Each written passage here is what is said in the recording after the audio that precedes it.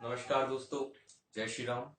मैं कुमार अंकित हमारे इस शो में आपका स्वागत करता हूँ। तमसो माँ ज्योतिर्गमय, अर्थात हे माँ हमें अंधकार से प्रकाश की ओर ले चलिए, हे माँ हमें अज्ञान से ज्ञान की ओर ले चलिए। तो मित्रों, आज का जो विषय है वो है सुंदरकांड। सुंदरकांड वो शब्द है जिससे मैं नहीं समझता कि कोई व्यक्ति ना परिचित हो। सुंदरकांड को सभी लोग जानते हैं और सभी लोग इसका अधिकांशतः पाठ भी करते हैं। हम देखते हैं कि हमारे मंदिरों में या घरों में जगह जगह इसका पाठ किया जाता है। किंतु कभी आपने ये समझा क्या, कभी आपने ये जानने की कोशिश की कि सुंदरकांड है क्या, ये क्यों किया जाता है? हम ये जानते हैं कि जब कोई मनोरथ पूरा हो जाता है या कोई हमारा काम पूरा हो जाता है तो हम इसको बोल देते हैं कि हमें सुंदरकांड करानी, तो हम सुंदरकांड कराते हैं या हम नॉर्मली सुंदरकांड कराते हैं। लेकिन क्या कभी हमने वास्तव में जाना कि सुंदरकांड है क्या? हम क्या पढ़ते हैं? लोग इसका पाठ करते हैं भव्य तरीके से, बड़े बड़े स्पीकर लगा के, और साजवाज के साथ इसको गाया जाता है और गाना भी चाहिए क्योंकि वो एक लयबद्ध काव्य है, लयबद्ध महाकाव्य गोस्वामी जी ने लिखा है, तो उसको गाना भी चाहिए। लेकिन उसका अर्थ भी पता होना चाहिए कि हम क्या गा रहे हैं। ऐसा नहीं कि सिर्फ बड़बड़ बड़बड़ करके उसे पढ़ ले और पूरा हमें पता भी ना चले कि हमने क्या पढ़ दिया। अधिकांशतः आजकल ऐसा ही हो रहा है। जो लोग जो पढ़ने वाले हैं, जो गा रहे हैं उसको, और जो सुन रहे हैं, वो सब एक ही कैटेगरी के हैं। ना उन्हें उसका अर्थ पता है, ना इन्हें उसका अर्थ पता है। बहुत ही कम अगर लोग मिलते हैं जो सुंदरकांड का अर्थ जानते हैं, और उसमें से भी बहुत कम मिलते हैं कि जो उसका वास्तविक अर्थ जानते हैं कि वो जीवन में क्यों उपयोगी है। या उस चौपाइयों का अर्थ जानना एक अलग बात है, वो भी अच्छी बात है कि इतना जानते हैं, ये भी काफी है। लेकिन उस चौपाइयों का भी अर्थ हमारे जीवन में क्या है वो जानना भी बड़ी बात है, क्योंकि तभी सुंदरकांड की सार्थकता है। सुंदरकांड या कोई भी ग्रंथ असर तब करता है जब उसे जीवन में उतारे। सिर्फ ऐसा नहीं कि जैसे जब डॉक्टर कोई दवाई देता है तो उसे देखने भर से या उसको रखने भर से हम अपने हमारी बीमारी ठीक नहीं होती, उसे खाना पड़ता है। उसी प्रकार सुंदरकांड या जितने भी ग्रंथ हैं, ये कहो कि एक हमारे जीवन में जो भी कष्ट आ रहे हैं या जो भी परेशानी होती है, उन सभी की एक दवा है। और वो दवा सिर्फ हम देख रहे हैं और हम उसे खा नहीं रहे हैं, और फिर कहते हैं कि हमारे दुख दूर नहीं हुए या हमारे इस जीवन की समस्या समाप्त नहीं हुई। उसे खाना पड़ेगा, यानी उसके समझ के उसे अपने जीवन में उतारना पड़ेगा, तब तो कष्ट दूर होंगे। सिर्फ या ये कहें कि हम सिर्फ भगवान का नाम लेते रहे, या तो वो देखिए वो आपको एक आत्मिक शांति जरूर दे देगा, लेकिन जब हम कुछ कर्म नहीं करते तो उसका हमें फल नहीं मिलता, हमारे जीवन के दुख दूर नहीं होंगे। ये गीता में भी श्री कृष्ण ने कहा कि जो कर्म करेगा उसको उसका फल मिलेगा। अर्जुन ने कृष्ण से यही कहा था कि प्रभु मैं तो आपका भक्त हूँ, और आप चाहो तो इस युद्ध को पल भर में समाप्त कर सकते हो, पल भर में कौरवों का नाश कर सकते हो, पल भर में धर्म की रक्षा कर सकते हो। तो कृष्ण ने यही कहा कि देखो, मैं सिर्फ तुम्हें बता सकता हूँ, करना तो मैं, क्योंकि तुम जब करोगे तुम्हें इसका फल प्राप्त होगा। करने को तो मैं भी कर सकता हूँ, लेकिन मैं बिल्कुल नहीं करता, और ना ये मेरी सृष्टि का नियम है। जो जितना करेगा उसे उतना ही प्राप्त होगा। जैसे कि तुलसीदास जी ने भी आपके रामचरितमानस में लिखा कि कर्म प्रधान विश्व रचि राखा। तो कर्म के हिसाब से सृष्टि चलती है, तो कर्म तो करना पड़ेगा। आप उसको पढ़िए, उसका गान कीजिए, आत्मिक शांति बिल्कुल मिलती है, लेकिन जब उसे हम जीवन में उतारेंगे तो समस्याएं भी जीवन की समाप्त होंगी। तो सबसे महत्वपूर्ण बात तो यह है कि हमें पता तो चले कि सुंदरकांड है क्या, क्या कह रहा है सुंदरकांड। सुंदरकांड रामचरितमानस में जो 7 कांड है उसमें से 5वां कांड है जिसका नाम है सुंदरकांड। तो अधिकांशतः लोग तो ऐसे हैं जो इसको पढ़ते हैं, जो जिन लोगों ने मंडली बना रखी है, मंडली बना के जगह जगह उसका दान करते हैं, और जो लोग घर में करवाते हैं, उन्हें सुंदरकांड शब्द की व्याख्या भी अगर उनसे पूछ ली जाए तो वो नहीं कर सकते। क्यों? क्योंकि ना कभी उन्होंने सोचा और ना कभी उन्होंने इसके लिए प्रयास किए, क्योंकि उनके लिए सिर्फ एक इंटरटेनमेंट है। जिसे कहें हम मनोरंजन का उन्होंने साधन बना रखा है। जबकि जो जितने भी धार्मिक ग्रंथ हैं, जितने भी हमारे आध्यात्मिक ग्रंथ हैं, ये मनोरंजन का साधन है, ये मनोमंथन का साधन है।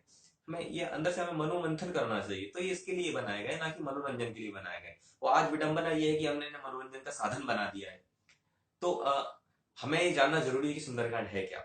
मैं पूरा तो सुंदरकांड का अर्थ इसमें नहीं बताऊंगा, लेकिन मैं फिर भी आपको, जो युवा है, मैं उन तक ये चीज पहुंचाना चाहता हूँ, क्योंकि मेरी ये हार्दिक इच्छा और ये मतलब एक सपना है मेरा कि राम कथा एक युवाओं तक पहुंचे।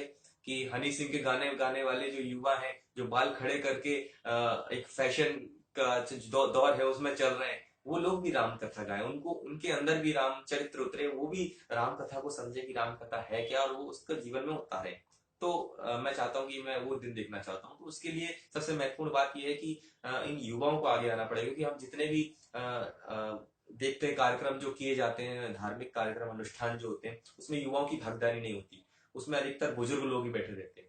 तो बुजुर्गों से अब ये कथाएं, ये ग्रंथ, जो ये कहानियां, ये आगे आनी चाहिए और युवाओं तक पहुंचनी चाहिए। तो युवाओं तक ये इसलिए नहीं पहुंचती क्योंकि समय के साथ बदलाव नहीं किया गया, और समय के साथ हर चीज में बदलाव होना चाहिए। उसे ठीक तरीके से परोसना चाहिए। या मैं ये कहूँ कि जो धर्म है, वो धर्म धर्म रूपी भोजन को आज का युवा तर्क रूपी चम्मच से खाना चाहता है, जबकि ये बुजुर्ग इसे स्वीकार नहीं करते। और मैं ये बिल्कुल इसमें मुझे कहने में कोई आपत्ति नहीं है कि आज का युवा गलत नहीं है, वह तर्क मानता है, तो हमें चाहिए कि हम उसे तर्क दें उस चीज का कि क्यों चीज होती है, कि ऐसा क्यों किया जाता है, ऐसा क्यों किया जाता है। तो ऐसा जब बुजुर्ग के सामने वो प्रश्न करता है तो उसको सिर्फ ये जवाब मिलते हैं कि ऐसा ही होता है, इस धर्म के मामले में तर्क नहीं करते, जबकि ये बहुत गलत इसका जवाब है। क्योंकि धर्म के तर्क करते हैं, तर्क से उसका सीधा सा जो सार है वो निकल के आता है। और सबसे महत्वपूर्ण बात यह है कि सनातन धर्म तो एक वैज्ञानिक धर्म है। इसके प्रत्येक प्रत्येक कार्य में तर्क छुपा हुआ, प्रत्येक कार्य में वैज्ञानिकता छुपी हुई है। जब तर्क करते हैं तो वैज्ञानिकता निकल के आती है। और हमारे जो सनातनी लोग हैं उन्होंने तर्क करना बंद कर दिए थे, जिसके कारण वो वैज्ञानिकता लोगों के अंदर नहीं आ पाई। और आज की पीढ़ी दोबारा से तर्क करना चाहती है, तो अब उसके उनको जवाब नहीं मिलते। तो हमें चाहिए कि उनके जवाब युवा पीढ़ी तक दें, तब तो ये धर्म और तब तो ये सनातन के ग्रंथ आगे बढ़ेंगे, वरना ये लुप्त हो जाएंगे, इनका कोई औचित्य नहीं रहेगा, ये भी मनोरंजन के एक साधन बन जाएंगे। ये ऐसा बिल्कुल नहीं होना चाहिए। ये जीवन को चलाने वाले, जीवन को एक दिशा देने वाले ग्रंथ है, तो इनका एक सही उपयोग होना चाहिए। और जिसमें सुंदरकांड तो बहुत महत्वपूर्ण है। सुंदरकांड की अगर हम व्याख्या करें, थोड़ी सी मैं व्याख्या आपको बताता हूँ कि सुंदरकांड है क्या। सुंदरकांड शुरू होती है, जामवंत जी हनुमान जी को प्रेरित करते हैं लंका जाने के लिए। तो पहली चौपाई आती है, जामवंत के बचन सुहाए, सुने हनुमंत हृदय अति भाए।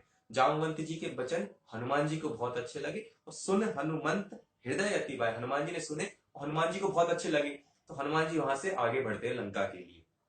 लंका के लिए जब आगे बढ़ते हैं तो जब समुद्र में उतरते हैं, समुद्र में जब छलांग लगाते हैं, तो समुद्र में एक जल निधि रघुपति दूत बेचारी, जो समुद्र है उसने सोचा कि ये कोई रामदूत है। तो तय में नाक होय श्रमहारी, उसमें एक पर्वत था, तो सागर ने पर्वत से कहा कि हे पर्वत तू ऊपर उठ जा, लगता है कोई रामदूत राम का काज करने के लिए जा रहा है, तो उसे विश्राम दे, वो थक गया है। तो समुद्र का में से जो पहाड़ ऊपर निकल के आता है, तो हनुमान जी से प्रार्थना करता है कि आप अच्छे काम के लिए जा रहे हैं, तो आप मुझ पर थोड़ी देर विश्राम कीजिए। तो पहला दोहा लिखते हैं तुलसीदास जी कि हनुमान ही परसा कर पुनि कीन प्रणाम, राम काज कीने बिनु मोहि कहाँ विश्राम। हनुमान जी ने उसको स्पर्श किया और बोले कि आपका बहुत धन्यवाद कि आपने मेरे लिए इतना सोचा, आप मेरी सहायता के लिए आ गया है। लेकिन मेरी भी एक शर्त है, या मेरी भी एक लक्ष्य, या कहूँ मेरी एक जिद है कि जब तक मैं अपने लक्ष्य को प्राप्त नहीं कर लेता, जब तक मैं राम काज नहीं कर लेता, तब तक मैं विश्राम नहीं करूंगा। तो यहाँ पे दो चीजें एक तो समझने को आई कि एक तो आप देख रहे हैं कि समुद्र में से पर्वत निकल के आना, यानी जब कोई अच्छा कार्य करने के लिए जा रहा है तो उसकी सहायता करनी चाहिए, जैसे कि मैनाक पर्वत ने की। तो बहुत अच्छा मैसेज है कि जब कोई अच्छे काम के लिए जा रहा है तो उसको रोको नहीं, उसको टोको नहीं, उसके बीच में अड़ंगा ना लगाते उसकी सहायता करो। यह हमें मैनाक पर्वत से सीखना चाहिए, जीवन का सूत्र निकल के आ रहा है। दूसरा सूत्र यह निकल के आ रहा है कि जब हनुमान एक युवा युवा चेतना का नाम है हनुमान। तो जब हनुमान यानी कि युवा जब आगे बढ़ता है, जब वो कोई आगे बढ़ रहा है, तो उसके अंदर ये बात होनी चाहिए कि जब तक मैं अपने लक्ष्य को प्राप्त नहीं कर लेता हूँ, तब तक मेरे लिए सारे सुख जो ऐशो आराम है वो कुछ भी नहीं है। मुझे अपना जो मुख्य लक्ष्य उस तक पहुंचना है। फिर दूसरे हम आगे देखते हैं कि एक चौपाई लिखते हैं कि आगे आता है कि जात पवन सुत देवन देखा, जाने कहूं बल बुद्धि विषेका, सुरसा नाम अहिन के माता। यानी कि एक राक्षसों की माता है सुरसा, उसको देवताओं ने हनुमान जी की परीक्षा लेने के लिए भेजा। तो जो सुरसा होती है वो अपना मुंह फाड़ती है, यानी वो हनुमान जी को खाना चाहती है। तो हनुमान जैसी वो 16 योजन की होती है, हनुमान जी 32 के हो जाते हैं। जैसे जैसे सुरसा बदन बढ़ावा, तास दून कपि रूप दिखावा, हनुमान जी और बड़े होते चले गए। लेकिन फिर हनुमान जी ने सोचा क्या मैं ये 16 की है, मैं 32 का हो जाता हूँ, ये 32 की होती है, मैं 64 का हो जाता हूँ, तो ऐसा करना ठीक है क्या? मैं यहाँ अपने लक्ष्य में उलझ तो नहीं रहा, अपने कहीं जो मेरा टाइम वेस्ट तो नहीं हो रहा? तो एक मनोवैज्ञानिकता निकल के, एक सुंदर सा मैसेज निकल के आया कि जब हम अपने लक्ष्य की ओर बढ़ रहे हो तो हमें छोटी छोटी बातों में उलझना नहीं है, वो छोटे बन के निकल जाना है। तो हनुमान जी ने बिल्कुल छोटा सा रूप ले लिया, तिलक रूप ध्रुव हनुमान, छोटा सा हनुमान ने रूप ले लिया और सुरसा के मुख से बाहर भी आ गए। यानी जिसे कहते हैं पतली गली से निकलना। जब अपने काम के लिए जा रहे हो, जो अपने लक्ष्य के लिए जा रहे हो, तो मार्ग में उलझना नहीं है। जो उलझ जाते हैं वो यही फंस जाते हैं, जिन्हें आकर्षण का मार्ग कहते हैं, या और भी तरह तरह के आकर्षण होते हैं, बीच में अवरोध होते हैं, उनमें उलझना नहीं है, उनमें से आगे बढ़ना है। तो दूसरा मैसेज यहाँ निकला। तो इस तरह से पूरी कहानी चलती है। हनुमान आगे बढ़ते हैं, लंका में जाते हैं, लंका में फिर सीता जी से भेंट उनकी होती है। सीता जी से भेंट होने के बाद फिर वो लंका जलाते हैं। लंका में फिर जब रामादल में पहुंचते हैं तो यहाँ से विभीषण जी का जाना होता है।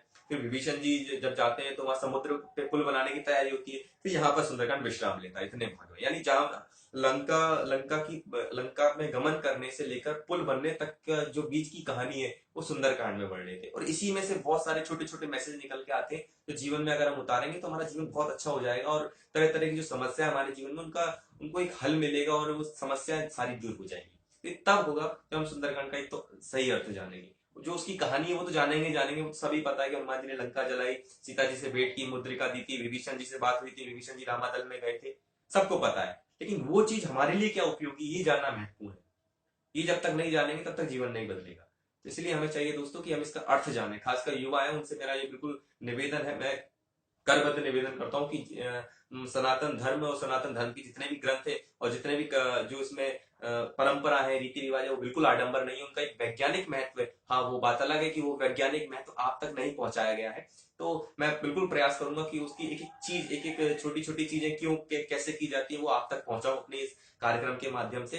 लेकिन मैं तब से आपसे यही कहना चाहता हूँ कि आज के बाद कभी ये ना कहिएगा कि सनातन धर्म में जो जितनी भी चीजें वो आडंबर है, या जो ये कथाएं हो रही हैं, या जो तरह तरह के कार्यक्रम अनुष्ठान किए जा रहे हैं आडंबर पे, कोई भी आडंबर नहीं है। सुबह जल चढ़ाने से लेकर रात को जो भी हम भगवान को पोशाक पहनाते हैं, उनका भोग लगाते हैं, या जो आरती करते हैं, या जो तिलक लगाते हैं, या जो हम कलावा पहनते हैं, एक चीज का एक वैज्ञानिक महत्व है जो बहुत ही सकारात्मक रूप से हमारे शरीर पर प्रभाव डालती है। तो उन सब चीजों को हमें जानना होगा। लेकिन मैं इसके लिए बिल्कुल सहमत हूँ आप लोगों की बातों से कि हमारे जो बुजुर्ग हैं, या जो लोग इस ये क्या धर्म के ठेकेदार बने हुए, उन लोगों ने आप तक ये बातें नहीं पहुंचाई है, उन लोगों को पहुंचाना भी नहीं चाहते, क्योंकि उन्होंने एक व्यापार, एक एम्पायर बना लिया है, जिससे उन्हें सिर्फ आमदनी मिलनी है, और जो सिर्फ उनको आना आना है, जो पैसा, जो अंधविश्वासी जो लोग होते हैं उनके माध्यम से जो पैसा आता है वो उनसे अपना पालन पोषण कर रहे हैं।